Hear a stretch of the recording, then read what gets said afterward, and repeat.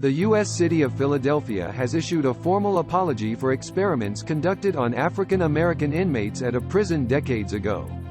From the 1950s to the 1970s, inmates of Holmesburg Prison were intentionally exposed to pharmaceuticals, viruses, fungus, asbestos, and even dioxin, a component of Agent Orange.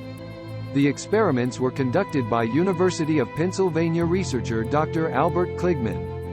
The vast majority of those subjected to these experiments were African American men, many of them illiterate, awaiting prosecution, and attempting to save enough money to make bail. The city said, "This is yet another tragic example of disgraceful and unethical practices of medical experimentation on people of color throughout our country's history." Scholars and experts have long criticized the U.S. double standards on human rights. America has been high on rhetoric, and it has been talking too much about global human rights.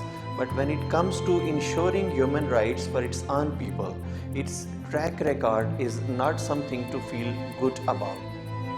That's the hypocrisy of the United States, you know.